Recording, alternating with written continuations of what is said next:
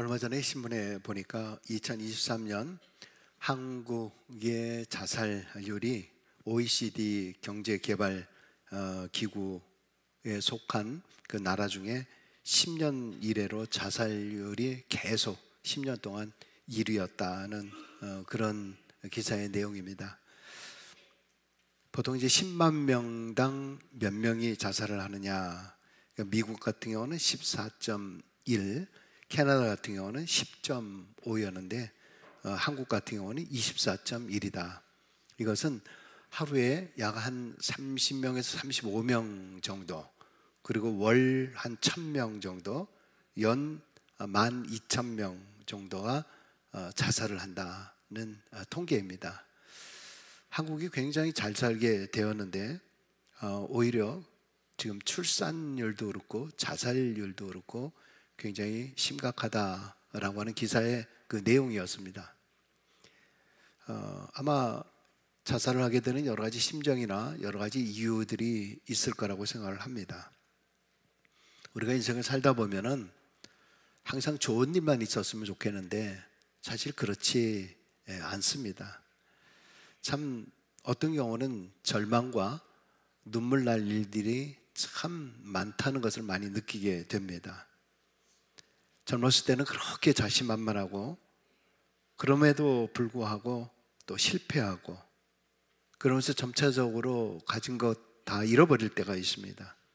돈도 직장도 사람도 친구도, 그러다 건강도 잃고 만사 의욕 상실을 하게 됩니다. 또 각자의 상황과 내용은 다 다르겠지만은 어떤 사람들은 남들이 보기에는 작은 문제이지만 나에게는 또 엄청난 큰 문제로 다가올 경우들, 그래서 그 문제를 헤쳐나가지 못하면서 껌껌한 수렁 속으로 빠져드는 그런 모습들, 그 속에서 심한 그 좌절감을 느끼게 됩니다. 고독이 느껴지고요, 또 캄캄한 터널 가운데 절망과 무력의 상태로 빠지는 겁니다. 혹시 이런 경험을 해보신 적이 있으십니까? 정말 내가 할 수 있는 것이 아무것도 없고 누가 도와준다라고 해도 도울 사람조차도 사실은 없고, 돕는다 하더라도 어떤 경우는 오히려 그 도움이 나에게 전혀 위로가 되지 않는 경우들은 참 많이 있습니다. 위로한다라고 했던 그것이 나에게 더 큰 상처로 다가올 때도 있습니다. 위로한다는 그 말이 내 속을 더 뒤집어 놓는 경우들도 많이 있습니다. 그러다 보니까 주변에 아무도 없다라는 생각 때문에 살 의욕도 없어지게 되면서 자살을 꿈꾸게 되는 그런 일들이 많이 일어나는 것을 보게 됩니다.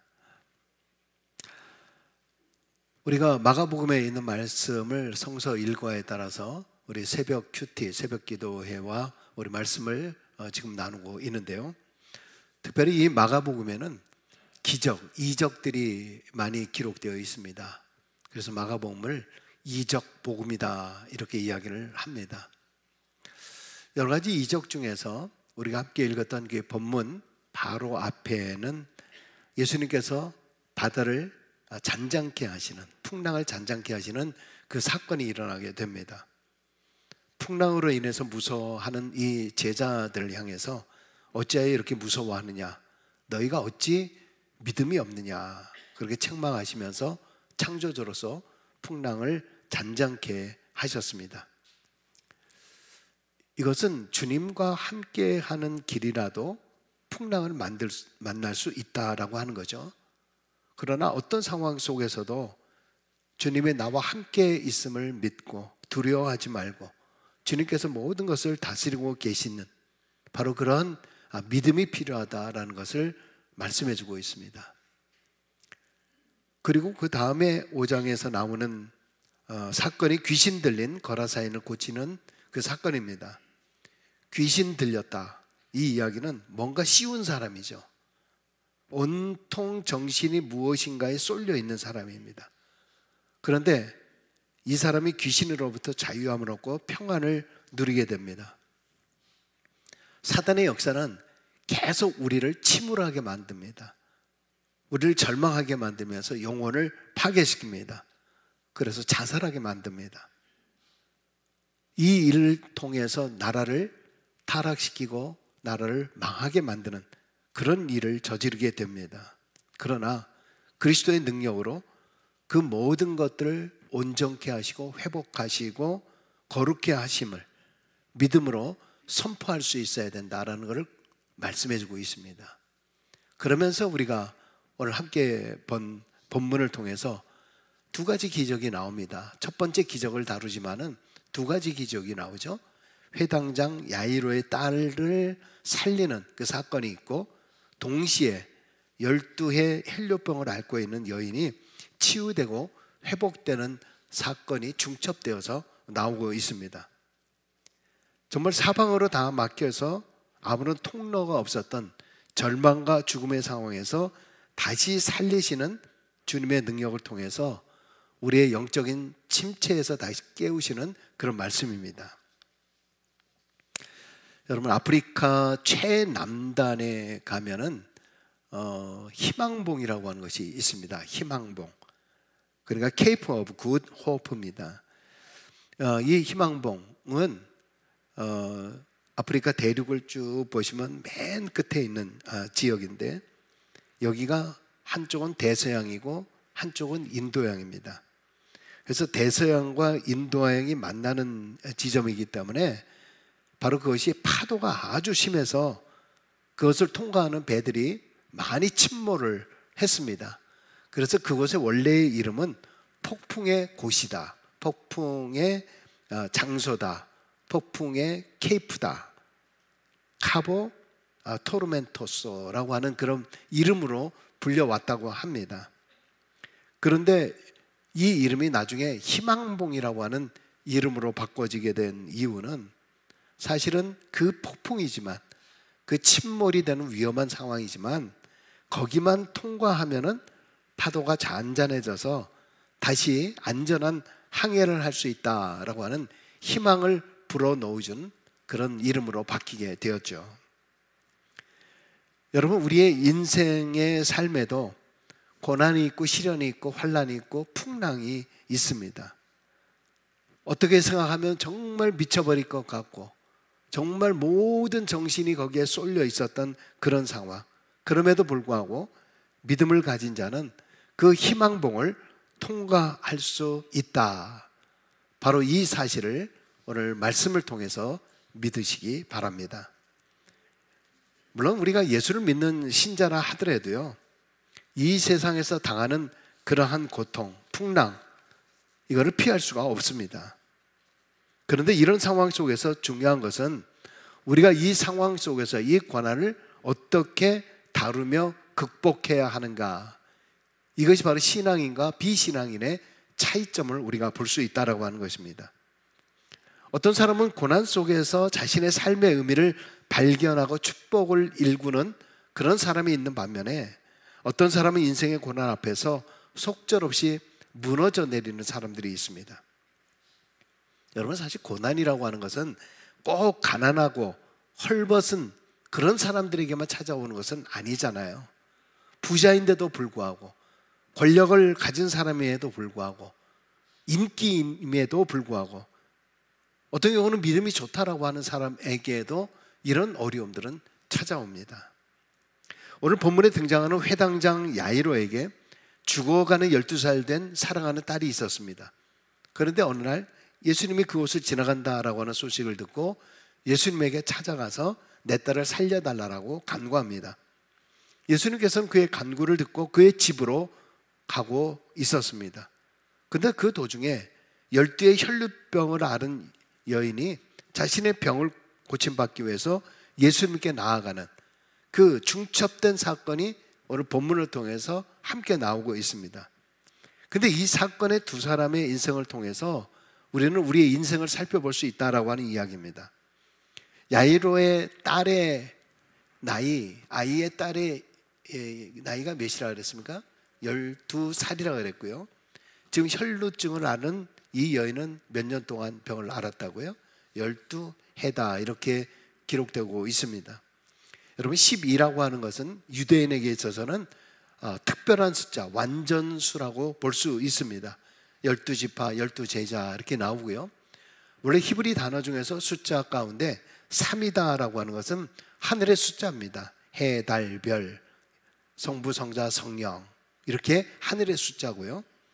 그리고 창조된 세상을 뜻하는 바로 4라고 하는 것, 이것은 땅의 숫자입니다.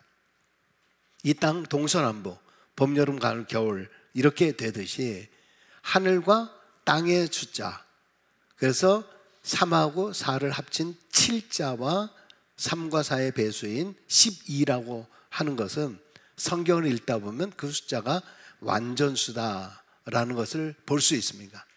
그러니까 하늘과 땅에 있어서의 모두 전체를 포함하는 것입니다. 결국 이 이야기는 우리 백성들 가운데 모든 사람들이 다 이렇게 어린아이로부터 장년에 이르기까지 누구도 예외 없이 모두에게 고통과 풍파와 어려움, 이 병의 고통, 이런 것이 다 있을 수 있다는 것을 우리에게 말씀하고 있다라고 하는 겁니다. 또한 이것은 동시에 누구도 예외 없이 모두가 다 고난과 어려움을 갖고 있는 것이 우리 인생의 삶이라는 겁니다. 세계 최고의 부자라 하더라도, 세계 최고의 권력을 가진 사람이라 할지라도 그들에게는 아무런 문제가 없을 거라고 생각하십니까? 그들에게도 얼마나 많은 어려움이 있는지 모릅니다. 세상에 누구나 다 경제적인 문제이든 아니면은 건강 문제이든 자녀 문제이든 인간관계 문제이든 수많은 문제들이 기다리고 있습니다. 나에게는 좀 안 왔으면 좋겠다라고 하지만은 바로 어떠한 문제이든지 간에 누구에게나 다 찾아옵니다. 어린아이에게도 찾아옵니다. 청년들에게도 찾아오고 또 연세 많으신 분들에게도 항상 매 순간순간마다 문제와 어려움은 닥치게 되었습니다. 그런데 오늘 주님께서 하시는 말씀은 뭐냐 하면 그런 문제 앞에서 뭐라고요? 두려워하지 말고 믿기만 하라. 두려워하지 말고 믿기만 하라. 따라 하십시다. 두려워하지 말고 믿기만 하라. 여러분 아멘 했습니다마는 여러분 정말 오늘 설교 제목처럼 믿기만 해도 되는 건가요?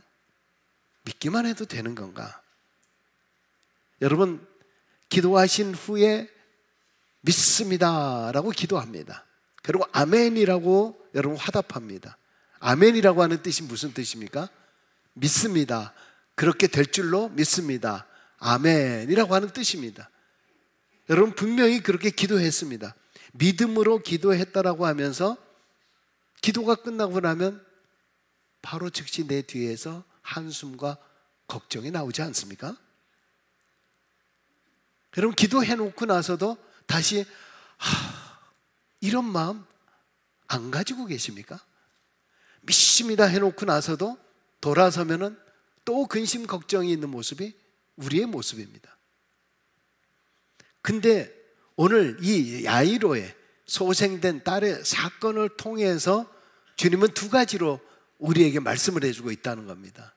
무엇입니까? 첫 번째는 간절한 마음으로 주님께 나오라. 간절한 마음으로 주님께 나오라. 22절 23절 한번 같이 읽겠습니다. 회당장 중에 하나인 야이로라 하는 이가 와서 예수를 보고 발 아래 엎드려 간곡히 구하여 이르되 내 어린 딸이 죽게 되었사오니 오셔서 그 위에 손을 얹으사 그로 구원을 받아 살게 하소서 하거늘. 여기 회당장이라고 하는 사람은 여러분 여기 토론토에도 유대교 보면 시나고게라고 하는 게 있죠. 회당이라고 하는 것이 있습니다. 그 회당에서는 종교 즉 예배도 드리기도 하고 그리고 교육도 하는 일종의 커뮤니티의 역할을 합니다. 그래서 유대인들은 어디를 가든지 간에 꼭 회당을 세우게 됩니다. 근데 그 회당을 관리하는 관리장이기도 하고 안식일에 드리는 예배뿐만이 아니라 회당의 제반 모든 사역들을 다 감당하는 사람입니다. 당시 유대 사회에서는 존경을 받는 사람입니다. 율법에 정통한 사람입니다. 상당한 신분과 힘이 있는 사람입니다. 근데 이런 사람이 사실 무명에 가까운 이 예수 앞에 나온다. 더구나 무릎 무릎 꿇으면서 간청한다. 그럴 수 있는 상황은 아닌 겁니다. 그러나 자식의 죽음 앞에서는 천하장사가 어디 있겠습니까? 모든 것을 다 내려놓고 예수님 앞에 엎드립니다. 이때 만약에 의사를 통해서 고칠 수 있었다라고 했으면 아마 예수에게 나아가지 않았을 거예요. 그런데 좋은 약을 써보기도 하고 백방으로 노력을 했지만 불가능했던 것입니다. 자기로서는 인간적인 방법이 없다는 겁니다. 이 바리새인이면서 회당장이 예수 앞에 무릎 꿇는다라고 이건 말도 안 되는 그런 상황이지만 자기의 자존심이 딸의 생명을 살릴 수는 없는 거예요. 그렇습니다.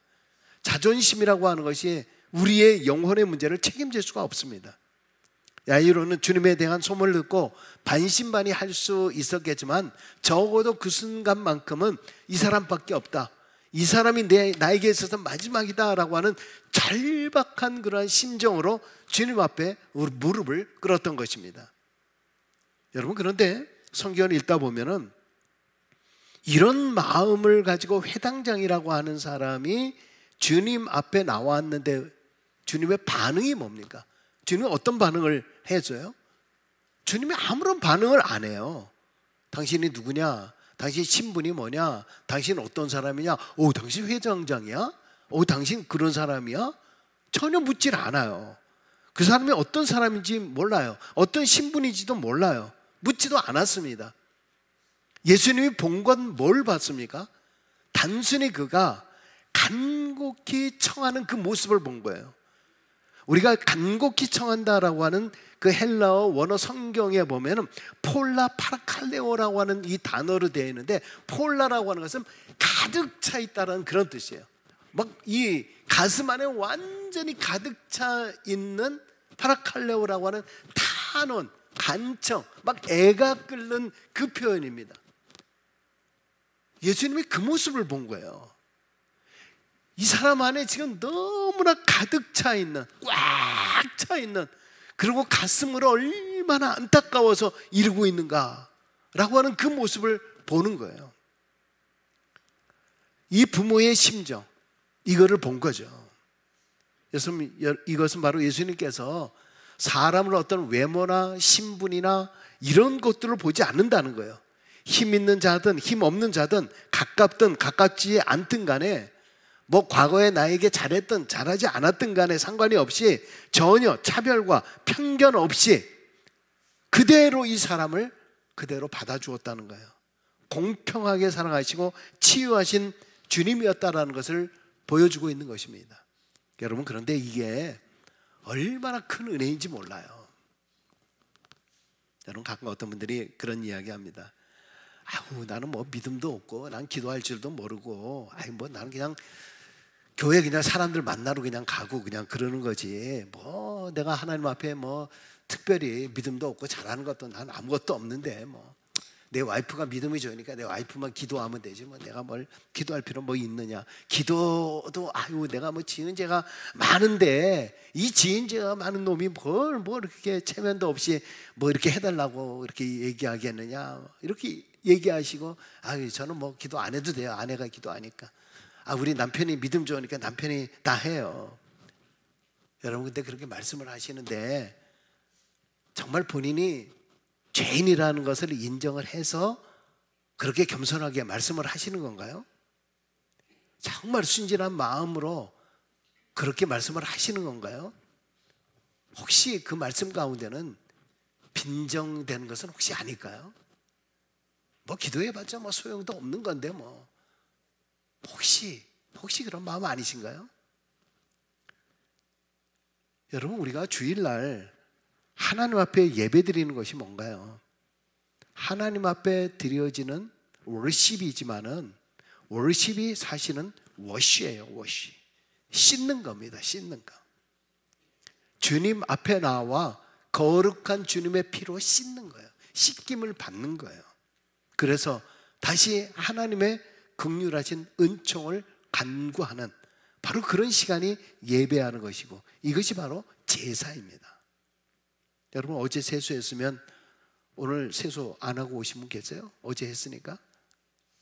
어제 내가 비싼 스파 갔다 와가지고 오늘은 안 해도 되고 내일 모레까지 난 세수 안 해도 된다, 그러실 분 계신가요? 사람이 살다 보면요, 많은 먼지가 묻고 때가 묻는 사람도 있고요, 어떤 사람은 적지만 적게 묻는 그런 사람들도 있어요. 누구나 다 씻어야 돼요. 덜 묻은 사람도 있고 많이 묻은 사람도 있어요. 아까 말씀하신 대로 그래, 내 스스로 봐도 나 큰 죄인이야 라고 얘기하지만 성전에 나온 우리 모두가 그러면 다 먼지 안 묻은 사람일까요? 많이 묻은 사람도 있고요, 적게 묻은 사람이 있지만 다 하나님이 보실 때는 먼지 묻은 존재예요. 다 죄에 있는 존재예요. 많고 적음의 문제가 아닙니다. 주의 제단에 나와서 주님으로 말미암아 내 마음속에 진정으로 진심으로 내 하나님 앞에 내 모든 것을 내어놓고 간구하고 기도할 때, 매 주일마다 정말 정성으로 내 마음의 모든 것을 토로하듯이 그때만큼은 진심으로 하나님 앞에 나아올 때 주님이 씻어주는 거예요. 내가 뭐 죄가 많아서 내가 뭐가 아니에요. 다 똑같아요. 다 조금 더 때가 있고 조금 덜 때가 있는 거죠. 그러니까 내가 좀 덜 때가 묻었다고 해서 많이 묻은 사람을 향해서 너는 어떻다느니 뭐 어떤 얘기할 필요가 없는 거예요. 하나님 앞에 볼 때는 모두가 다 죄인인 거예요. 예수님은요, 회당장이라고 얼마나 어떻게 생각하면 거만할 수도 있고요, 그때 당시에 바리새인들이 예수를 얼마나 핍박하고 예수에 대해서 언제 죽일 건가 다 항상 이러던 사람이잖아요.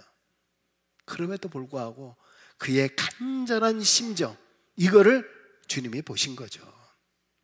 여러분, 오늘 야이로의 고백처럼 주의 전에 나오는 예배의 순간만큼은 절박한 심정으로 나오시면 우리 주님께서 하늘의 문을 여시고 신령한 은혜로 충만케 해 주실 줄로 믿습니다.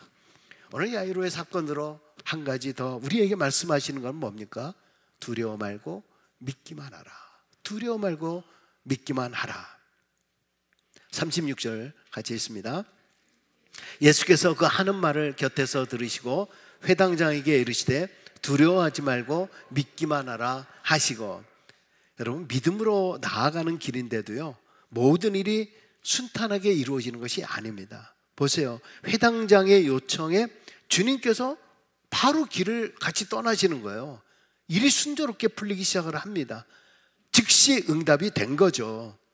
자, 빨리 가서 이 소녀를 살려야 되는 거 아닙니까? 한시가 급한데, 근데 뭐예요? 응답받을 줄 알고 잘 될 줄 알았는데 문제가 발생했잖아요. 무슨 문제였습니까? 수많은 무리들이 예수님을 에워싸고 있는 거예요. 그래서 자꾸 지체가 되고 있는 거예요. 그런데 더구나 그런 상황 속에서 누군가가 예수님의 옷자락을 만진 거예요. 근데 주님이 거기에 대해서 누가 내 옷에 손을 대었느냐라고 이야기를 하는 겁니다. 제자들마저도 지금 군중들이 이렇게 많은데 그럴 수도 있고 누가 만질 수도 있지, 뭐 그렇게 예민하게 구시지? 궁시렁거리는 거야. 뭐 그까지 왜 이러지?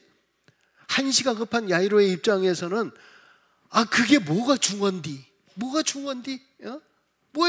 좀 중요하다고 왜 이걸 가지고 지체하는가? 마음이 아마 다급해지고 초조해졌을 겁니다. 이렇게 촌각을 다투고 있는 사이에 이 혈루병을 든 이 여인이 끼어들었어요. 근데 어쨌든 덕분에 이 여인은 고침을 받았습니다. 근데 예수님이 이때 34절에 이렇게 이야기를 해요. 예수께서 이르시되 딸아, 내 믿음이 너를 구원하였으니 평안히 가라. 내 병에서 능히 놓여 건강할지어다. 아멘. 무엇을 말씀하는 겁니까? 내 믿음이 너를 구원하였다. 너의 믿음으로 고침을 받은 거라는 거예요. 예수님이 치유해 주셨다가 아니라 네 믿음으로 치유함을 얻게 되었다. 그 말씀을 강조하고 있는데 사실은 이건 누구에게 얘기하고 있는 거예요?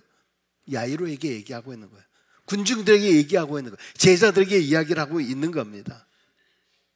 어떤 상황 속에서도 네 딸이 너의 믿음을 통해서 구원받으리라 라고 하는 것을 암시해 주고 있는 말씀입니다. 여러분, 그런데 어떤 일이 터졌어요? 근데 아니나 다를까 이렇게 지체되고 있었더니 회당장의 집에서 기별이 왔습니다. 35절에 당신의 딸이 죽었나이다. 선생님을 더 이상 괴롭게 하지 마소서 라고 하는 기별이 옵니다. 딸이 죽었다는 거예요. 지체되는 바람에 딸이 죽었어요. 선생을 괴롭히지 말라라고 하는 것은 Don't bother anymore. 더 이상 괴롭히지 말라. bother 시키지 마라. 무슨 말이에요? 죽었으니까 끝났다는 거예요. 예수 필요 없다는 얘기 아닙니까? 예수 와봐야 소용이 없다라는 얘기 아닙니까? 여러분, 회당장은 그동안에 누가 뭘 해도 그래도 주님에 대한 믿음을 가지고 지금까지 버텨왔는데 이 말을 듣는 순간에 이게 뭐야? 도대체 이게 뭐야? 내 간절한 심정으로 되었는데 이게 뭐야? 모든 것이 끝나버렸다는 거 아니에요? 여러분, 이때 상황 속에서 야이로가 무슨 생각을 했을까요? 아니, 두려워 말고 믿기만 하라니. 너의 믿음이 중요하다라고 하면서 믿음도 소용이 없구나. 뭐 예수도 어쩔 수 없는 거구나. 여러분, 우리도 종종 이런 일을 경험하고 있지 않습니까? 제 나름대로 믿음을 가지고 40일 작전 기도도 하고 100일 기도도 하고 나름대로 기도하면서 나아갑니다. 근데 그것이 해결되기는커녕 오히려 기도를 하는데도 불구하고 상황이 더 악화되기 시작을 하는 겁니다. 아니, 일이 순조롭게 진행되는 것이 아니라 일이 더 지체되고 지연돼요. 내가 인내하면서 부지런히 기도했는데 아니, 뭐가 좀 변화되는 모습이 보여야 되는데 변화되는 모습이 보이질 않습니다. 9분 능성까지 8분 능성 9분 능성까지 나름대로 열심을 가지고 기도를 했는데 오히려 지금 보여지는 것은 더 안개와 같은 그러한 모습들이에요. 아직 정상까지 가지 않았는데 내 마음속에 안 되는구나, 이건 되지 않는 거구나, 모든 것을 포기하려 할 때가 있습니다. 근데 예수님께서 야이로의 이런 상황을 아시는지 뭐라고 얘기합니까? 36절에 보니까 두려워하지 말고 믿기만 하라. 두려워하지 말고 믿기만 하라. 이 얘기는 아직 끝이 아니다, 아직 마지막이 아니다라는 말씀 아니에요? 왜 두려워하지 말고 믿으라라고 말씀하시는가? 여러분, 두려움과 믿음은 서로 반대되는 거예요. 두려움이 자꾸 생기면 우리의 믿음이 약해집니다. 두려움이 점점 커지면은 내 믿음, 확신, 이것이 약해지는 거예요. 여러분, 그런데 한번 이렇게 생각해 보세요. 살린다라고 할 때는 믿음이고 죽는다라고 할 때는 믿음이 필요 없는 거예요. 성공일 때는 믿음이고 실패일 때는 믿음이 필요 없는 건가요? 내 뜻대로 될 때는 믿음이고 내 뜻대로 안 되면 믿음이 아닌가요? 믿음이 필요 없는 건가요? 기도가 응답되면 믿음이 큰 것이고 기도가 응답되지 않으면 기도가 작은 기도인가요? 두려워하지 말고 믿기만 하라 라고 하는 것은 8부 능선, 9부 능선에서도 두려워하지 말라는 거예요. 두려워하지 말라. 많은 사람들이 100일 기도 작정하고 90일쯤 되면은 확신의 기도가 아니라 의심의 기도가 시작이 돼요. 처음엔 확신을 가지고 기도를 하시다가 점차 시간이 지남에 따라서 80일, 90일 되면서 믿음이 약해지고 두려움이 더 많아지기 시작해서 90일, 92일, 93일, 이거 정말 되는 거야? 정말 되는 거야? 이거 될 수 있는 거야? 이거 안 되면 어떡하지? 어떻게 되지? 불안해하기 시작합니다. 100일이 됐습니다. 짱 하고 벌어질 줄 알았는데 아무것도 일어나는 게 없어요. 101일, 102일이 되는데도 아무것도 없어요. 여러분, 그러면 어떻게 됩니까? 하나님이 내 기도 안 들어주셨어. 하나님이 나를 미워하셔. 하나님은 정말 소용이 없는 존재구나. 여러분, 그런데 한번 돌아보세요. 100일은 누가 정한 거예요? 내가 7일 동안이다 라고 정한 건 누가 정한 거예요? 자기 스스로가 7일 동안에 이것이 이루어지면은 스스로가 얘기하는 거잖아요. 되면은 믿고 안 되면은 안 믿는다라는 이야기 아니에요? 선전포고 아니에요? 40일은 누가 정한 거예요? 자기가 정한 거잖아요. 자기가 정해놓고 나서 이것을 다 하나님의 탓으로 돌려버리고, 그런 일들이 얼마나 우리 안에 자주 있습니까? 두려워 말고 믿기만 하라라고 하는 그 말은 현재 모든 상황 속에서 다 믿으라는 얘기 아니에요. 그게 믿음이라는 얘기 아니에요. 38일이 되어서도 믿고 39일이 되어서도 믿으라 하는 그런 말씀 아닙니까? 정말 믿음이 필요한 것은 상황이 종료할 때예요. 상황이 끝났다라고 생각할 때. 여러분, 사실 처음부터 예수님에게는 그 소녀가 살았냐 죽었냐가 문제되는 것이 아니었어요. 내가 거기에 빨리 가고 늦게 가고의 문제가 아니라고 하는 거예요. 자, 앞에서 우리에게 보여주었잖아요. 폭풍을 잠잠케 하신 그 주님이셨어요. 모든 것이 정신이 혼미한 그런 귀신, 그 모든 복잡한 상황 다 쫓아내신 그 사건들, 고칠 수 없었던 혈루병 여인들, 네 믿음이 너를 구원하였다라고 말씀하셨던 것, 예수님께서는 죽으면 살리면 되는 거예요. 예수님은 병들면 고치면 되는 거예요. 우리에게는 불가능이지만, 우리에게는 기적이지만 예수님에게는 불가능이었고 기적이 아니라 예수님에게는 일상인 거예요. 왜? 창조주 하나님이시기 때문에. 할렐루야. 결국 예수님께서는 너희가 어찌하여 떠들며 우느냐, 아이가 죽은 것이 아니라 잔다. 아이의 손을 잡고 달리다금 소녀야 일어나라. 죽은 아이가 일어났습니다. 죽은 자의 영혼이 돌아오게 됩니다. 하나님의 능력으로 다시 살게 된 거예요. 할렐루야. 여러분, 우리는 기도하면서도 늘상 이렇게 기도만 하고 한다고 되나? 이렇게 믿기만 한다고 되나? 언제나 의심하면서 두려워하며 기도합니다. 그러나 주님 말씀은 두려워 말고 믿기만 하라. 지금 믿으라. 그리고 끝까지 믿으라. 말씀하시는 겁니다. 여러분, 기적을 바라십니까? 여러분, 기적이 일어나기를 원하십니까? 여러분, 그런데 사실 우리는 매일 매 순간 기적을 체험하며 살아가고 있는 존재잖아요. 여러분, 지금 호흡하는 것 일상처럼 보이지만 이거 기적이잖아요. 지금 이 순간에도 호흡기를 여기다 끼면서 이것만 떼면 죽는 사람이 있어요. 지금 호흡을, 그거 없어도 지금 호흡을 하고 있다는 거 기적 아니세요? 여러분, 오늘 잠자고 일어나셨죠? 잠자고 눈 뜨셨죠? 여러분, 병원에 가면 머리 수술해가지고 언제 환자가 깰지 모른다 그래요. 어떤 사람은 6개월 동안 깨지 않는 사람이 있어요. 1년 있어도 깨지 않는 사람이 있어요. 그러다가 깼다, 눈을 떴다. 어떻게 합니까? 와, 눈 떴어요, 눈 떴어요. 간호사 닥터에게 쫓아가서 눈 떴다고. 기적이에요, 기적이에요. 근데 여러분, 오늘 기적 체험하고 오셨잖아요. 기적 체험하고 오셨잖아요. 지금 여기 조금 이상한 얘기지만은 누가 방귀 끼면은 아우, 이 양반이 그냥 아무 데나 그냥 방귀. 맹장 수술하고 나서 병원에서 정말 그날을 기다리잖아. 그날을 기다리다 뿡 소리 나면은 와, 드디어 다 났다. 여러분, 이따가 식사할 때 남편이 혹시 하면은 각하 시원하시겠습니다.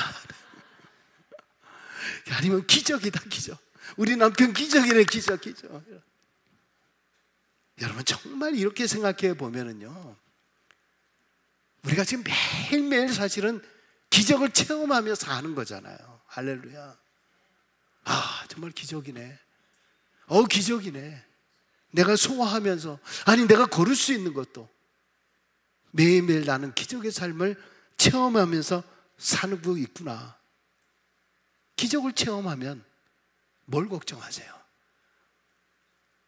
뭘 걱정하십니까? 뭘 염려하십니까? 뭘 두려워하십니까? 매일매일 기적을 체험하고 있는데 두려워하지 마십시오. 믿기만 한다고 되는가?